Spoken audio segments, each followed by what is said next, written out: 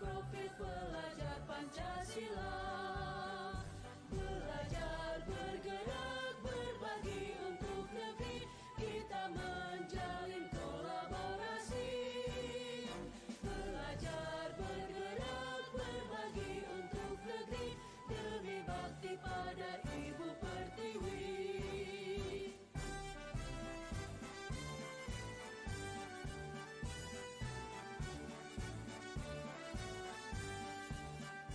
Bulatkan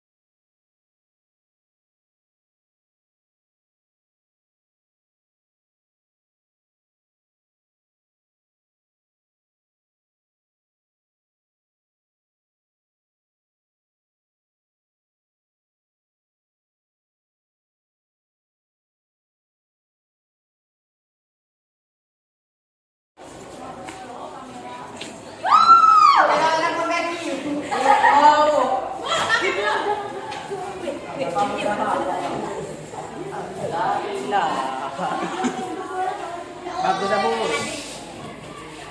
Masuk kelas tepat waktu. Setiap siswa wajib mengingatkan teman yang melakukan pelanggaran. 3. Membuang sampah pada tempatnya. 4. Saling bekerja sama. 5. Menyimak penjelasan guru. 6. Bertanya kalau tidak mengerti. Itulah kesepakatan kelas kami. Itulah kesepakatan kelas kami. Amin. Oke. Inilah keyakinan kelas 9D. 1. Menanamkan disiplin dan masuk kelas tepat waktu. 2. Bekerja sama menjaga kebersihan kelas dan menjalankan tiket kelas. 3. Mengerjakan tugas dan mengumpulkan tepat waktu. 4. Memakai seragam sesuai dengan ketentuan berlaku di sekolah. 5. Saling menghargai dan tolong menolong secara sama teman. 6. Menghargai tentang perilaku sopan santun terhadap guru. Demikianlah keyakinan Demikianlah keyakinan. keyakinan kelas kami. Oke. Keyakinan kelas 9C. 1. Berdoa sebelum dan sesudah belajar. 2. Jaga kebersihan lingkungan kelas. 3. Tidak makan saat jam belajar. 4. Masuk kelas tepat waktu. 5. Mendengar penjelasan guru. 6. Tidak merusak fasilitas kelas. 7. Bayar uang kas. 8. Melaksanakan tiket sesuai dengan jadwal. Demikianlah. Demikianlah keyakinan kelas 9C. Oke.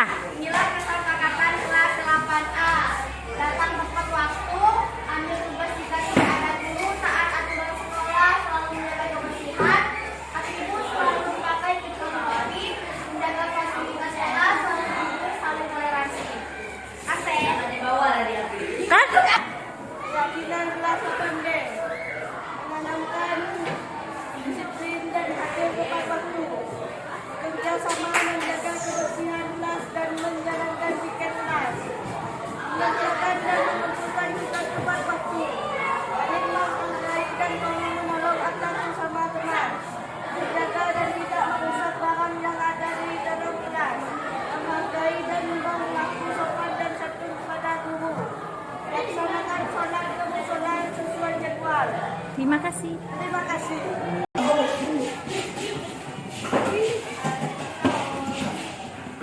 Ah. Assalamualaikum warahmatullahi wabarakatuh. Waalaikumsalam warahmatullahi wabarakatuh. Kesepakatan kelas 1. Masuk harus mengucapkan salam atau permisi. 2. Hadir tepat waktu. 3. Diam saat guru sedang mengajar. 4. Kenakan seragam dengan baik atau rapi. 5. Berperilaku sopan dan disiplin. 6. Hormatilah guru dan teman-teman. 7. Dilarang keluar kelas jika ada guru. 8. Jangan buang sampah sembarangan. Terima kasih. Ya. Keyakinan kelas 7A. 1. Belajar dengan bersungguh-sungguh. 2. Berdoa sebelum dan sesudah belajar. 3. Bersikap jujur, saling menolong, menghormati dan menyayangi. 3. Budaya 5S. Senyum, sapa, salam, sopan dan santun. 5. Hadir tepat waktu. 6. Menjaga kebersihan kelas dan sekolah. Terima kasih. Keyakinan kelas 7D.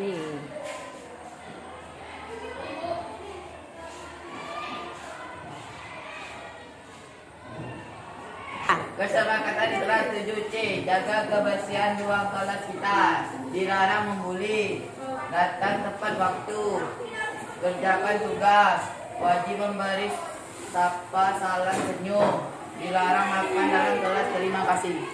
Ah. Budaya kelas 7D. Masuk tepat waktu. Tak apa, lanjut. Doa sebelum dan sesudah belajar. Datang bersih, pulang bersih. Disiplin setiap saat. Dengar kata guru. Duduk diam saat guru menjelaskan dan tidak membuli. Terima kasih.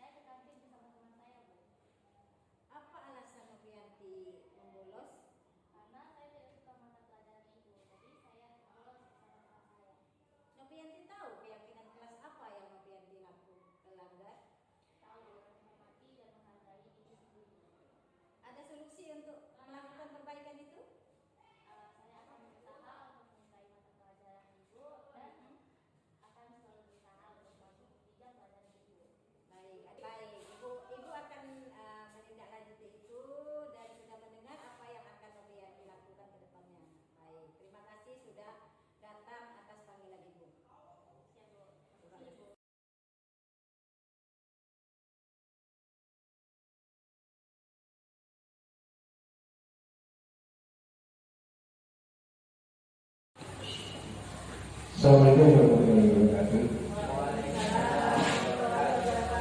Bapak Ibu Dewan Pengurus Ketua Jumkat yang kami hormati, pada kesempatan kali ini kegiatan diskriminasi modul 1.4b nanti akan disampaikan oleh Bu Siti Fatimah Eskom selaku CGP anak-anak kelas Kabupaten Mempawah.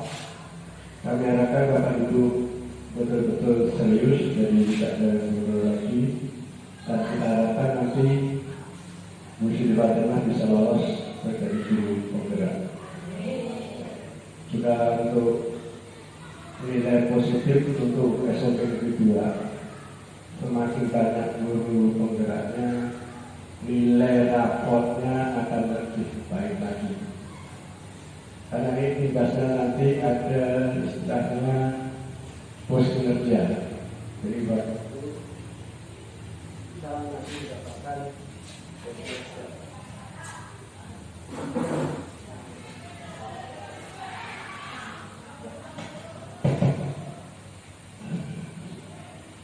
Jadi itu Bapak Ibu, untuk pos kinerja itu banyak penilaian kriteria yang harus dipenuhi. Baiklah, itu saja Bapak Ibu sambutan dari saya. Mudah-mudahan kegiatan diskriminasi modul 1.4b yang akan disampaikan Bu Siti Fatimah bisa berjalan dengan baik dan bermanfaat untuk para ibu dan ibu. Silakan Bu Siti Fatimah. Iya Pak, terima kasih. Baik, sebelum saya menyampaikan diskriminasi modul budaya positif ini, marilah kita berdoa menurut agama dan kepercayaan kita masing-masing sebelum memulai ini. Mudah-mudahan apa yang kita niatkan akan baik sampai akhirnya. Berdoa mulai.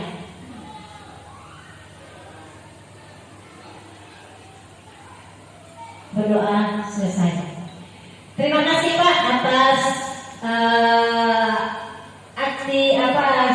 dukungan Bapak untuk kami para CGP Angkatan 11, karena terus terang Pak, kami berat untuk melibatkan yang lain karena waktu yang sibuk Pak. Jadi terima kasih atas waktu yang Bapak Ibu Guru sediakan buat saya. Baik, untuk mempersingkat waktu, di sini saya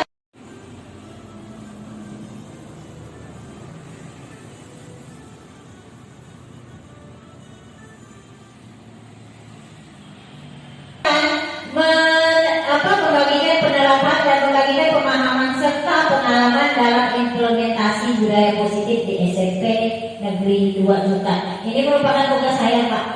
Tugas saya di dalam modul 1.4 yaitu tentang budaya positif. Baik, lanjut.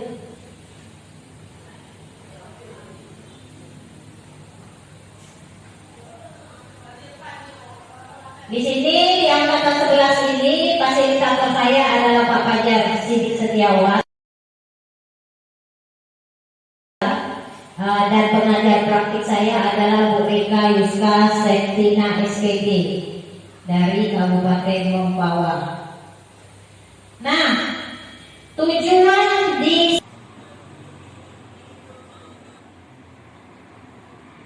diskriminasi ini adalah untuk memenuhi tugas aksi nyata saya tentang modul T4, penyebaran pemahaman budaya positif kepada seluruh warga sekolah, mengajak warga sekolah untuk bersama-sama menerapkan budaya positif. Mungkin pertanyaan Bapak Ibu, budaya positif itu apa? Tapi sepengetahuan kita, kemarin kita sudah sering membahas di kompel kita yang hari Rabu ya Bapak Ibu, kita sudah mengetahui apa itu budaya positif. Sampai kemarin kita membuat keyakinan kelas. Keyakinan kelas itu sudah ada di dalam kelasnya masing-masing. Jadi kalau ditanya sudah berjalan, ini sudah berjalan.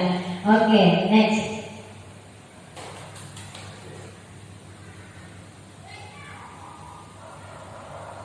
Nah, di sini apa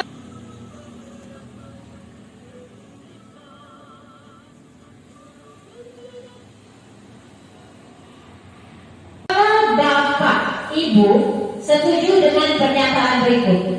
Hukuman dapat mendisiplinkan siswa. Gimana Bapak Ibu? Setuju atau tidak? Hukuman dapat mendisiplinkan siswa. Tidak? Iya, karena hukuman itu sifatnya nanti akan membuat anak itu mengingat itu dalam kehidupan dia dan dia akan menjadi takut. Jadi ini tidak berlaku. Pemberian hukuman dengan hal positif seperti membaca dan membersihkan halaman sekolah dapat meningkatkan disiplin anak. Bisa berlaku tidak Pak? Bisa, tergantung kondisinya ya. Kalau hanya nanti baru datang terlambat langsung dihukum, itu tidak bisa. Jadi harus kasih iya betul. Oke. Di sini lagi memberikan penghargaan. Menurut kita itu penghargaan baik atau tidak?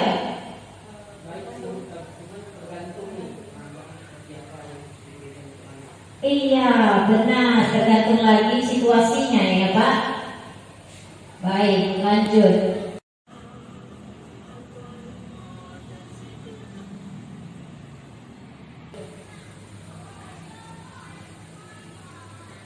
Nah, untuk menerapkan budaya positif itu ada perubahan paradigma. Di sini sebenarnya saya mau breaking ya Pak. Di sini ada kepala tangan Pak. Kepala tangan di tangan kiri, tangan kanan kita suruh membuka. Karena di tangan kiri misalnya Bapak menyimpan sesuatu yang sangat penting, nah harus diusahakan mempertahankannya. Sedangkan tangan kanan dibuka untuk membukanya, dipaksa, disyarat, menggunakan apa segala cara untuk membukanya. Ini sebenarnya disuruh eksplisit Pak, tapi kita mengingat waktu, lanjut aja ya Pak. Langsung, next.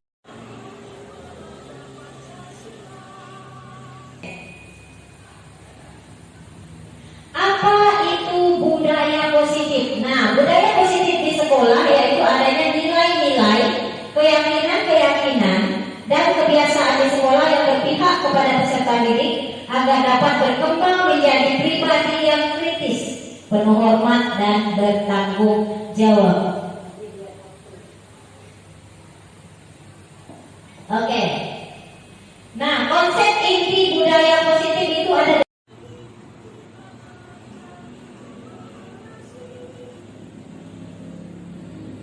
8 Pak.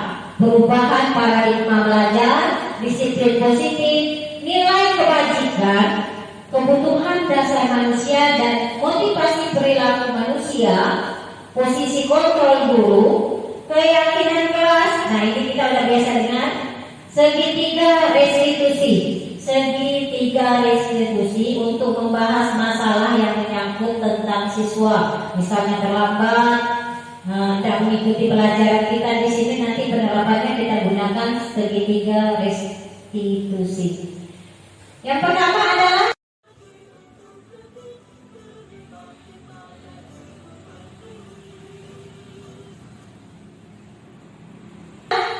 pembelajaran dengan paradigma baru. Perkembangan dirancang berdasarkan prinsip pembelajaran berdiferensiasi. Bapak Ibu sudah paham apa itu berdiferensiasi? Ya, kita melihat karakter anak, mendalaminya. Alangkah lebih baiknya kita lakukan asesmen awal terhadap anak di awal pembelajaran. Jadi akan lebih peserta didik belajar sesuai dengan kebutuhannya berdasarkan tahap perkembangan sesuai dengan teori psikologi modern, yaitu mewujudkan profil pelajar Pancasila. Oke, lanjut.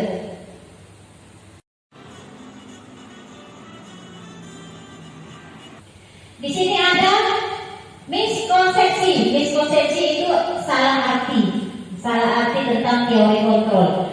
Ilusi guru itu mengontrol murid. Itu kalau zaman dulu kita disuruh untuk kita yang mengontrol anak. Anak itu tidak ada apa, hanya mendengarkan satu arah. 2. Ilusi bahwa kritik dan membuat rasa bersalah mampu membuat karakter. Itu miskonsepsi yang untuk zaman sekarang kita sudah tidak dijualkan. Ilusi bahwa semua perbuatan positif efektif dan bermanfaat. ilusi bahwa orang dewasa berhak memaksa, istilahnya orang dewasa berhak memaksa. Lanjut.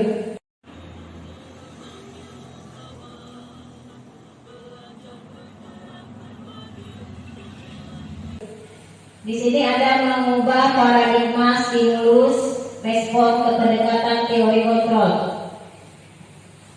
Kita lanjut saja.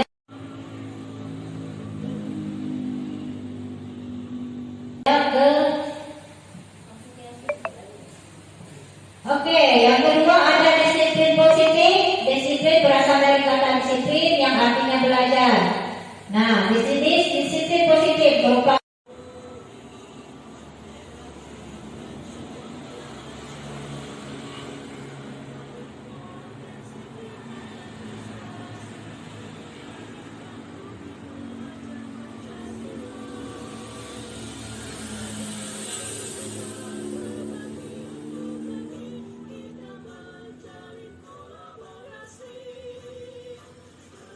salah satu cara penerapan disiplin. Ya, sebagai pendidik tujuan kita menciptakan peserta didik yang memiliki disiplin.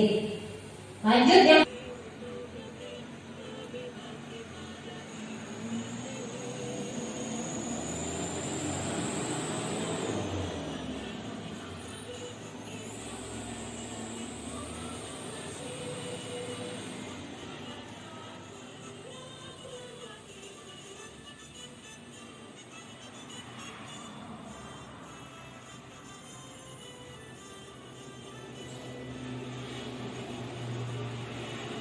ketiga, nilai-nilai kebajikan. Saya akan menjelaskan yang keyakinan kelas saja karena sudah kita lakukan. Ini contoh-contoh nilai kebajikan: beriman, toleransi, empati, suara hati, kontrol diri. Lanjut, kebutuhan.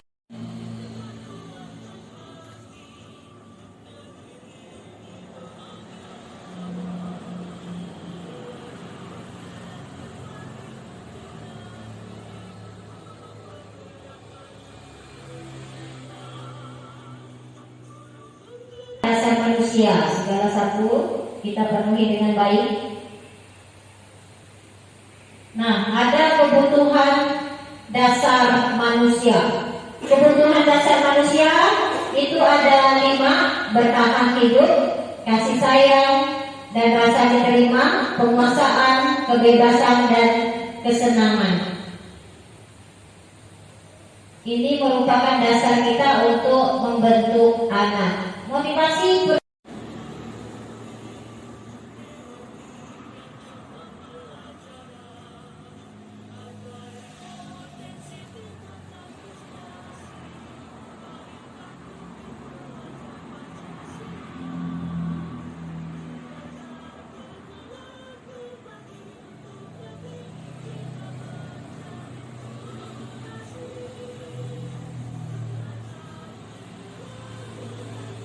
perilaku manusia. Nah, di sini ada yang sering kita gunakan adalah ekstrinsik. Seharusnya kita menggunakan yang intrinsik, ya, untuk menjadi orang yang mereka inginkan dan menghargai diri sendiri dengan nilai-nilai yang mereka percaya. Lanjut. Hukuman itu tidak terencana, murid tidak tahu apa yang terjadi.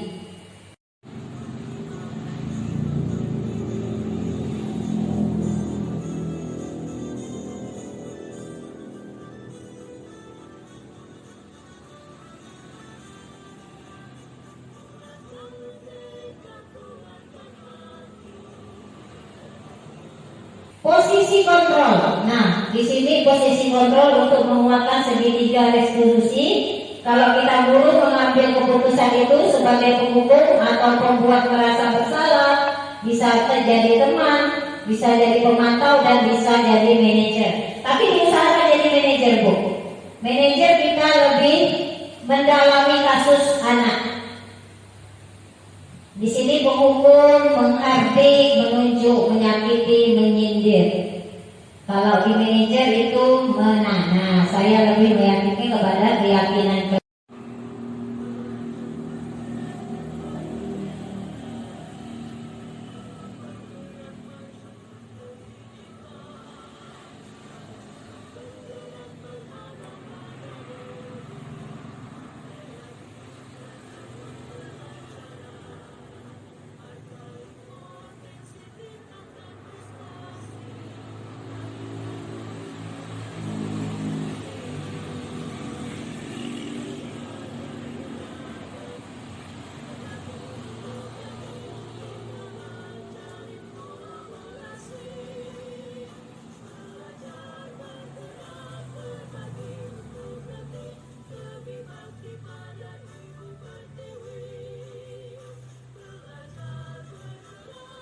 kelas.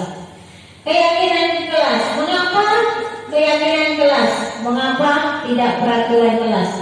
Ada yang bisa jelaskan Pak Budi mungkin? Iya.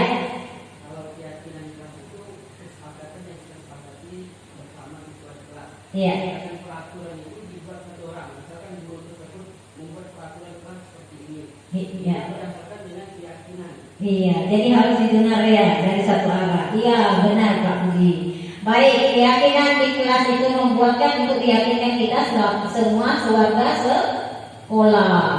Nah, prosedur pembuatan keyakinan kelas yaitu bersifat abstrak, dibuat dalam pernyataan positif. Nah, langkah-langkah pembuatan keyakinan kelas: berdiskusi, memunculkan peraturan-peraturan yang perlu ditaati warga sekolah. Kemarin kita sudah melakukannya, tapi dalam ruang lingkup kelas, ya. Tapi kita tidak lanjuti dalam guru, ya. Iya. Mengubah peraturan-peraturan menjadi kalimat positif. Nah, Pak Budi bisa contohkan kalimat positif, Pak? Ya. Iya, kayak berjalan, jangan berjalan di koridor sekolah. Diganti apa Pak? Berjalanlah dengan tenang. Nah, iya. Jangan menggunakan kata jangan Pak. Waduh, susah Pak. Saya sendiri tidak bisa Pak. Jangan engkau, jangan, itu nggak boleh lagi. Waduh, berat. Yang ketiga, mencari peraturan-peraturan yang memiliki nilai-nilai kebajikan dan keyakinan kelas. Bisa seperti terangkat datang sekolah, gunakan seragam sesuai harinya. Nah itu, berdiskusi mengenai perilaku yang mencerminkan keyakinan kelas. Bisa berdiskusi mengenai seluruh peran warga sekolah, meninjau ulang keyakinan kelas dari waktu ke waktu. Ini sudah kita lakukan semua sebenarnya Bu. Udah jadi kebiasaan karena ada CDP kita yang sudah ada di pertama. Mengubah kalimat negatif menjadi kalimat positif. Nih, kita datang ke sekolah 15 menit sebelum jam masuk. Itu kalimat positif atau sudah Pak Budi? Sudah. Ya, karena di situ sudah datang. Yang tidak boleh sebenarnya itu tidak boleh ngobrol saat guru sedang menjelaskan, diganti menjadi mendengarkan guru sedang menjelaskan. Nah, kalau yang lainnya ini, kalau ada kata tidak, seharusnya diganti Pak. Bapak Ibu harus diganti, jangan mengutamakan. Tidak membuang sampah sembarangan. Nah, ini maaf Pak Budi. Ini diambil dari keyakinan kelas 8A dan 7B. Yang lain belum ada kemarin di buku. Agak cepat aku banget. Segitiga.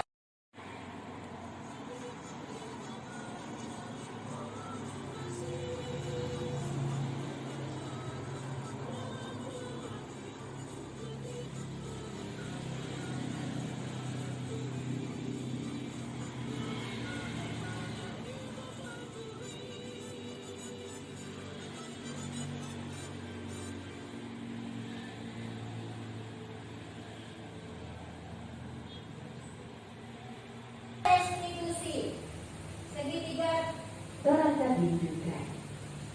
Model Google sedang mencari perangkat. Nah, dalam segitiga restitusi ini ada 3 tahap yang harus kita lalui. Yaitu pertama, menstabilkan identitas. Di sini kita menanyakan setiap anak itu pernah melakukan kesalahan. Kalau kami sebagai ini sudah menerapkan kemarin ya Pak Budi, berusaha memahami permasalahan anak itu dengan menanyakan anak, kamu melakukan apa? Apa yang telah kamu? Kayaknya kita harus berdiskusi, suara tidak boleh tinggi Pak, harus pelan-pelan. Dan menanyakan anak itu Pak, solusi apa yang dia tawarkan Pak? Bukan kita yang memberikan dia solusi. Misalnya dia terlambat datang ke sekolah, ya. Dan kamu kan sudah melakukan kesalahan ini. Apa solusi yang ingin kamu tawarkan kepada ibu supaya dia tidak terlambat lagi? Tidak bisa. Kamu jangan terlambat lagi. Kamu harus datang segini. Bla bla bla. Salah. Jadi kita harus menanyakan anak Solusi apa yang akan dia berikan untuk dirinya sendiri. Gitu Pak. Lanjut, ada validasi tindakan yang salah. Kamu tentu punya alasan mengapa melakukan kesalahan itu. Adakah cara yang lebih efektif untuk mendapatkan apa yang kamu butuhkan? Lanjut, menanyakan keyakinan. Keyakinan kelas apa yang telah kita sepakati?